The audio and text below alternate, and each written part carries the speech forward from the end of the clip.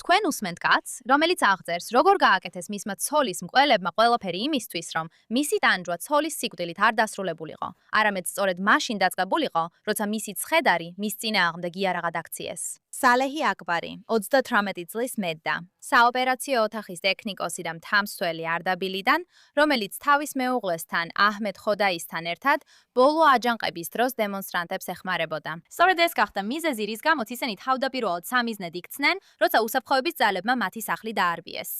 შემდეგ რაც მოხდა, ეს უბრალოდ მკვლელობა არ იყო, ეს იყო განზრახ ჩადენილი ტერორის აქტი, რომელიც მიზნად ისახავდა მათი გატეხვას და მათი ოჯახის ფარგლებს ბევრად მიღმა გზავნილის გაგზავნას. როდესაც მან სცადა თავისი ქმრის დაცვამ ირანის რევოლუციური გვარდიის რეიდის დროს, მას ესროლეს და ადგილზე მოკლეს. ეს უნდა ყოფილიყო ამ ამბის ტრაგიკული დასასრული, მაგრამ ასე არ მოხდა.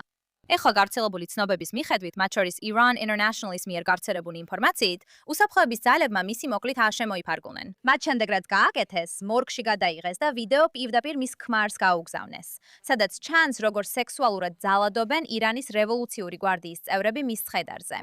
შეხედეთ, რას ამბობს აჰმედი. მათ ეგონათ, რომ თუ ყურები ექნებოდათ, მათი ყურები თითად გადაიქცეოდა.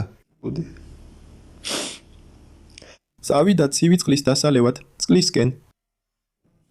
მათ ყურები და მათი. იცი რა მოხდა? من داده میگه فلان جای خانومتو گرفته بودم دستم بعد ყველაფერი ჩემთვის ფუჭია.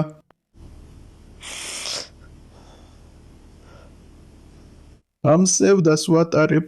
چطور کنار بیام მას შემდეგ, რაც ასეთი განზრახ ფსიქოლოგიური წამების მსხვერპლი გახდა, მას შემდეგ, რაც მაიძულეს ის ჩანაწერი მეყურებინა და მას შემდეგ, რაც არ დამჭა არც სამართლიანობა, არც პასუხისგებლობა და არც გაქცევის გზა, რაც მის ცოლს გაუკეთეს, აჰმედ ხოდაიმ ვერ შეძლო ამის ატანა და გუშინ თავი მოიკლა. სექსუალური ძალადობა დიდი ხანია ცნობილი თაქტიკაა ისლამური რეჟიმის მხრიდან. ის გამოიყენება დაკავების ცენტრებში დაკითხვის დროს და დემონსტრანტების წინააღმდეგ რეპრესიებისას, როგორც დამცირების, კონტროლისა და სხვებისთვის ამავე გზის არჩევის შეშევის შეშინების საშუალება. და მიზანი არ არის კონკრეტული ადამიანის გაჩუმება, არამედ ყველასთვის გზავნილის გაგზავნა, რომ თუ დაეხმარები დემონსტრანტებს, თუ წინააღმდეგობას გაუწევ, თუ წესებს დაარღვევ, ეს დაგემართება შენ და შენს საყვარელ ადამიანებს.